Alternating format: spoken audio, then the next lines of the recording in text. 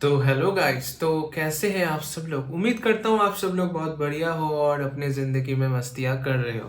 तो आज के वीडियो में आप सबका स्वागत है और मुझे पता है कि आप सब लोग इस सेकंड वीडियो के लिए ज़रूर से ज़रूर इंतज़ार कर रहे होंगे। लेकिन यार आप लोगों ने पिछले वीडियो पे मैंने जो आपको टारगेट दिया था वो आपने कंप्लीट नहीं किया है। तो मैं यही उम्मीद करूँगा कि आप लोग इस वीडियो को अपलोड करने तक आप ये टारगेट कंप्लीट कर दोगे। तो फिलहाल मैं वो टारगेट सेम रख रहा हूँ और उम्मीद करता हूँ कि इस वीडियो तक में आप उस टारगेट को ज़रूर से कंप्लीट कर दोगे। तो यार पिछले वीडियो में मैंने आपको कहा था कि मैं इस कोर्स को पूरे एंड तक लेके जाने वाला हूँ। तो मैं वाकई में आपको इस कोर्स के एंड तक लेके जाने वाला हूँ। और आज आप लोगों के आप लोगों का जो सस्पेंस था कि यार इस कोर्स का रोड मैप क्या है, आज मैं इस रोड मैप का आपको बस थोड़ा सा झलक दिखाना चाहता हूँ कि हम लोग कहाँ से स्टार्ट करने वाले। क्योंकि पूरी रोड दिखा दूंगा आपको तो आप लोग कहोगे यार भाई दिल्ली अभी बहुत दूर है। लेकिन यार अगर आप मेरे साथ बन के चलोगे ना तो आपको लगेगा कि यार दिल्ली पास है और हम लोग बहुत जल्दी अपने गोल को अचीव करने वाले हैं। तो यार चलो आ जाओ मेरे कंप्यूटर स्क्रीन पे और फॉलो करो मेरे इंस्ट्रक्शंस और इस वीडियो को देखो। ये वीडियो ज़्यादा बड़ी नहीं होगी मैं उम्मीद करता हूँ। और इस वीडियो के एंड तक आपका कंसेप्ट और अच्छे से क्लियर हो जाएगा। तो आओ कंप्यूटर स्क्रीन पर। तो कंप्यूटर स्क्रीन पर आने के बाद आप देख सकते हो कि यहाँ पे मैंने आपको पिछले क्लास पे आपको दिखाया था कि what is C programming language. तो यार चलो आज पर्दा इससे उठा ही देते हैं और इसको थोड़ा सा एक्सपेंड करते हैं। तो मैं यहाँ से एक्सपेंड करूँगा इसको और आप देख सकते हो अरे बाप रे बाप इतने सारे टॉपिक्स है।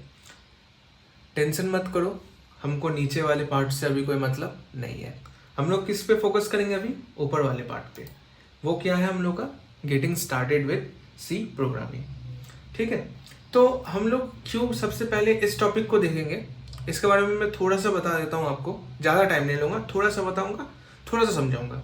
देखो यार कुछ भी चीज़ नया जब आप सीखते हो तो हमें पहले उसको अडेप्ट करना पड़ता है, हमें उसके साथ थोड़ा सा टाइम बिताना पड़ता है। चाहे आप किसी भी पार्ट पे चल जाओ, आपको पता होगा कोई भी एक नए चीज़ को जब आप अपने लाइफ में इम्प्लीमेंट करना चाहते हो आपको पहले उसको थोड़ा सा टाइम देना पड़ता है, उसके साथ थोड़ा सा अडेप्ट होना पड़ता है।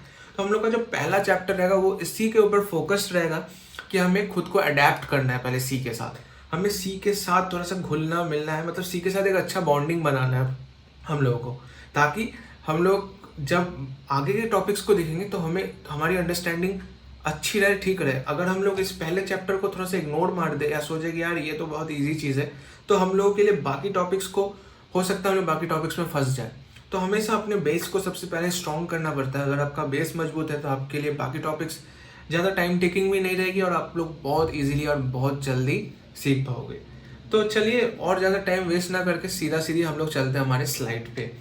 तो मैंने आप लोगों के लिए स्लाइड बना के रखा हुआ है और आज का जो स्लाइड है वो है getting started with C programming. तो यार चलो मैं अपना सबसे पहले अपना लेज़र पेन ले लूँ और उसके बाद हम लोग गुड टू गो है आगे बढ़ने के लिए। तो getting started with C programming.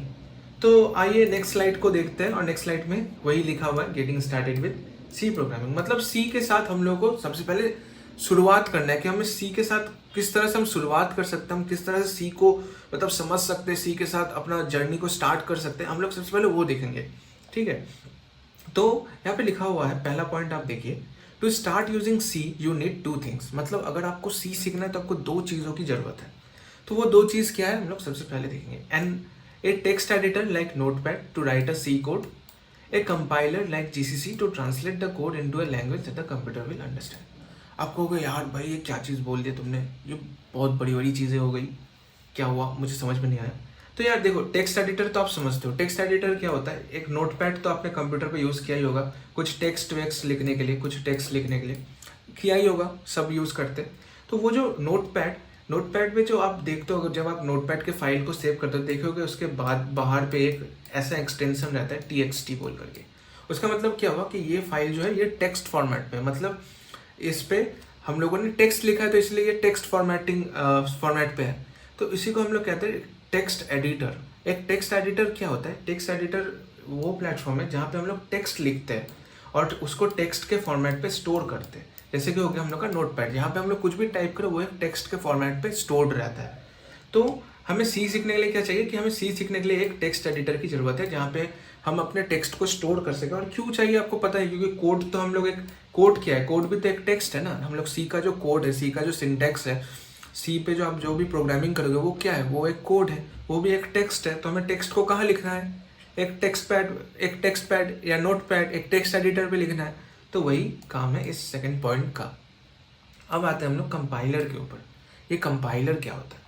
अब आप लोग अगर कार्टून देखते हो तो आपने डोरेमोन पे देखा होगा कि एक ट्रांसलेटर टूल रहता है उन लोगों का, जो उन लोगों को एक कंट्री के मतलब एक जगह के भाषा से दूसरे भाषा में वो ट्रांसलेट करता है, वो ट्रांसलेटर। या आज के मॉडर्न ज़माने पे भी आपने देखा एक ट्रांसलेटर्स रहती है। एक ट्रांसलेटर का काम क्या होता है, वो एक लैंग्वेज से दूसरे लैंग्वेज पे उसको कन्वर्ट करता है ताकि दोनों आदमी समझ सके एक दूसरा क्या वो क्या बोलना चाहता है, मैं क्या बोलना चाहता हूँ, ये समझ सके। तो हम लोग के बीच का जो मीडियम है वो क्या है, वो ट्रांसलेटर। जो मान लो अगर मैं किसी और जगह का इंसान हूँ या मैं कोई और लैंग्वेज बोलता हूँ और मान लो आप कोई और दूसरा लैंग्वेज बोलते हो, तो ऑब्वियसली हम दोनों को अपनी बातें समझ में नहीं आएगी। तो हमें क्या ज़रूरत है, एक ट्रांसलेटर की ज़रूरत है। तो ये कंपाइलर एक ट्रांसलेटर है। आपको बस इतना समझना है, ये कंपाइलर एक ट्रांसलेटर है। ये क्या ट्रांसलेट करता है, ये मेरे कोड को कंप्यूटर के भाषा में ट्रांसलेट करता है। अब देखो कंप्यूटर का भाषा क्या होता है, कंप्यूटर का भाषा ना कुछ इस प्रकार से होता है। ये जो आप देख रहे हो ना 0 1 0 1 0 1, ये क्या होता है, ये बाइनरी नंबर्स होता है और कंप्यूटर इस लैंग्वेज को समझता है। ये बाइनरी लैंग्वेज को कंप्यूटर समझता है। तो हमें क्या करना पड़ता है, हमें तो बाइनरी लैंग्वेज नहीं आती है और अगर हम लोग सीखना भी चाहे तो ये बहुत कॉम्प्लिकेटेड चीज़ हो जाएगी हमारे लिए। तो हम लोग क्या करते हैं, हम लोग सीधा सीधी सी पे कोड कर देते हैं और हम हमारे कंपाइलर जो हमारा जो ट्रांसलेटर है, हमारे ट्रांसलेटर को हम कह देते हैं कि भाई मेरे बिहाफ पे तुम कंप्यूटर को समझा दो, मैंने तुमको समझा दिया, अब तुम कंप्यूटर को समझा दो। समझे? तो ये कुछ इस तरीके का प्रिंसिपल है कंपाइलर का।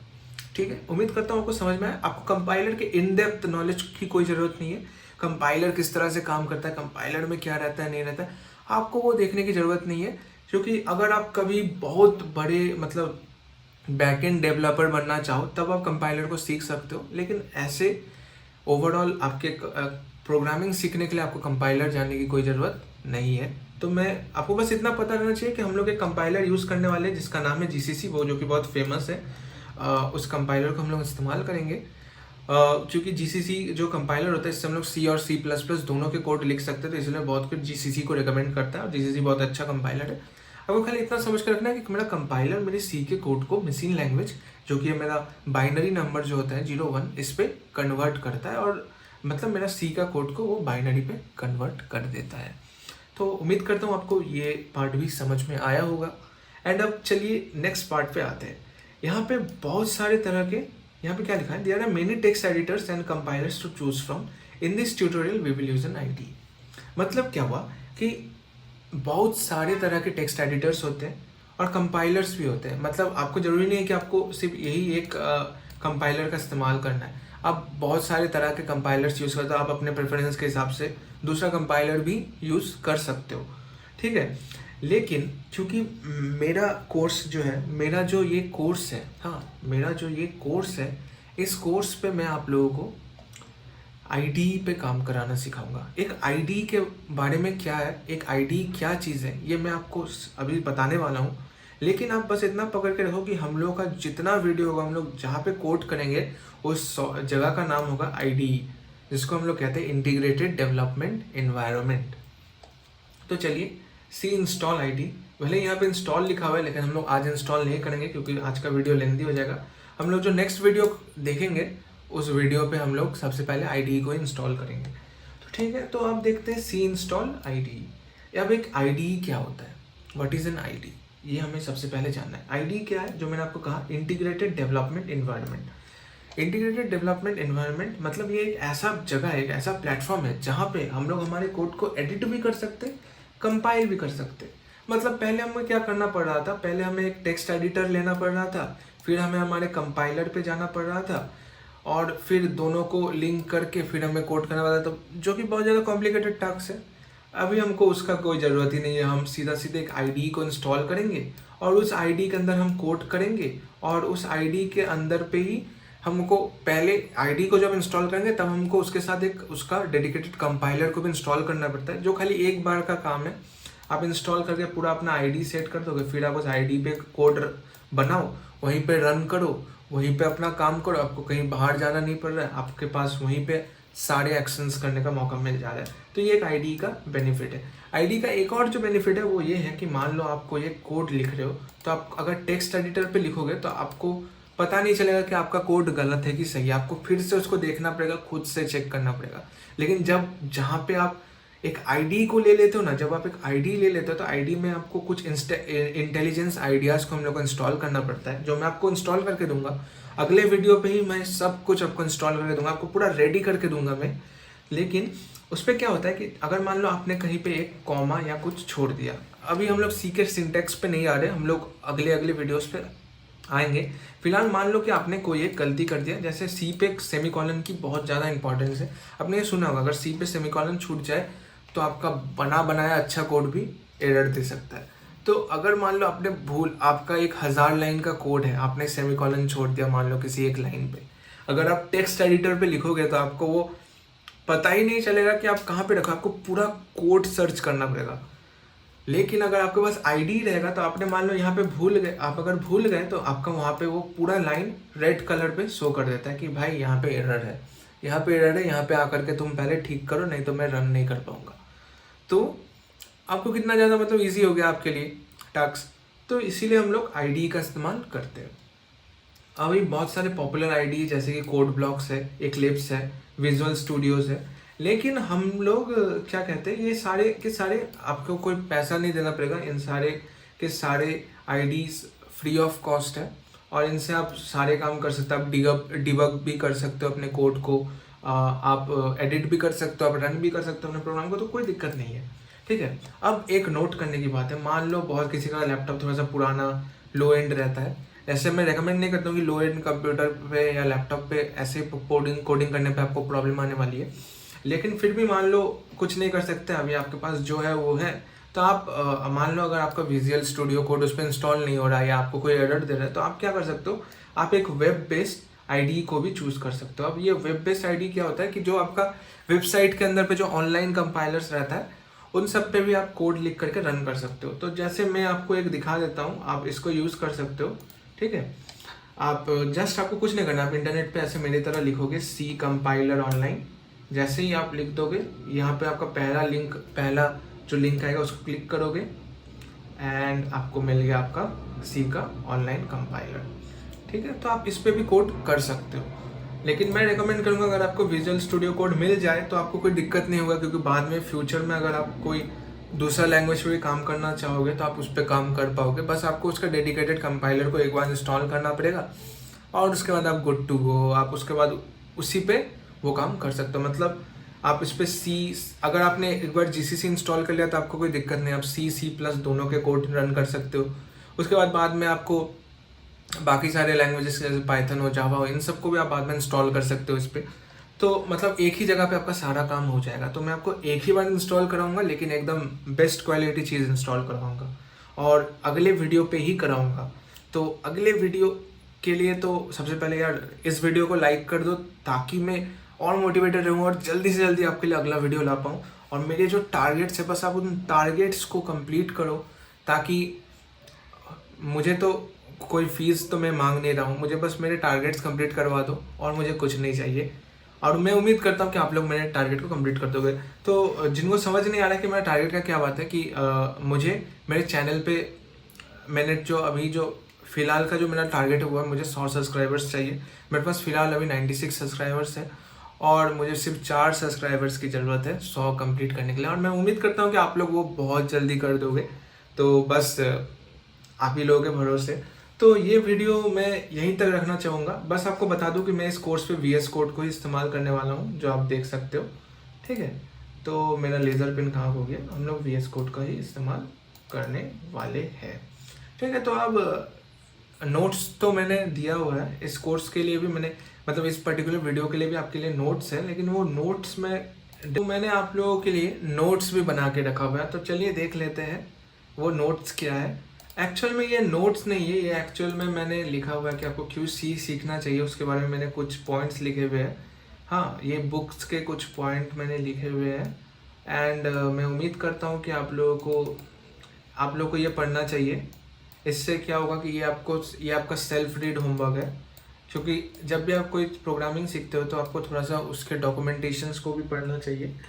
हालांकि ये बहुत कम चीज़ है, ये तो एक बुक का सोर्स है थोड़ा सा, हिसाब से आपको और ज़्यादा पढ़ना चाहिए, और जितना ज़्यादा आप पढ़ोगे आप अडेप्ट कर पाओगे इससे। यहाँ पे मैंने कुछ अपने भी पॉइंट्स लिखे हुए हैं, एंड इस कोर्स में हम लोग को पढ़ने से आपको क्या क्या फ़ायदा मिलने वाला है, क्या क्या चीज़ें होने वाली है, इन सारी चीज़ों के बारे में मैंने बताया हुआ है।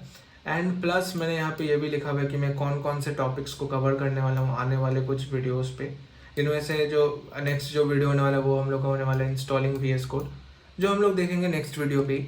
एंड प्लस अगर आपको कोई वर्ड समझ में नहीं आया तो मैंने उसका हिंदी ट्रांसलेशन तो करके रखा ही है आपके लिए। मतलब मैंने हर तरह से आप लोगों के लिए इस वीडियो को ईजी बना के रखा हुआ है, ताकि आपको ये फील ना हो कि यार मैं पीछे चलने जा रहा हूँ। 2024 के डेट पे आकर के प्रोग्रामिंग की डिमांड तो है, और आप लोगों को सही गाइड नहीं मिल पाता है कि मैं कहाँ से किस तरह से क्या करूँ, कैसे स्टार्ट करूँ। अगर आप मेरे इस चैनल के साथ बने रहते हो तो मैं आपको एकदम एंड तक गाइड करने वाला हूँ। तो उम्मीद करता हूँ कि आपको ये वीडियो अच्छा लगा होगा। एंड जो नोट्स की जो बात है, मैं नोट्स का लिंक तो आपको डिस्क्रिप्शन पे दे ही दूंगा, और यहाँ पे मैंने डाल के ही रखा हुआ है लेक्चर 2 बोल करके। आपको बस उसको क्लिक करना है, PDF डाउनलोड करना है, एंड आपका काम हो जाएगा। तो उम्मीद करता हूँ आपको ये वीडियो अच्छा लगा होगा। तो वीडियो अच्छा लगा तो लाइक करना मत भूलना।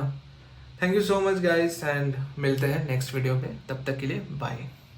बेबी सी हूँ मैं साउथ दिल्ली की, वीगन वाली डाइट आलमंड वाला घी, मेरा मन जो करेगा ना मैं वही करूँगी, ऐसी छोटी मोटी गाड़ी में मैं नहीं बैठूंगी। अबे जानती नहीं तू हूँ मैं बहुत बड़ा जी, हैवी ड्राइवर आते ही सबकी मौज करा दी करे।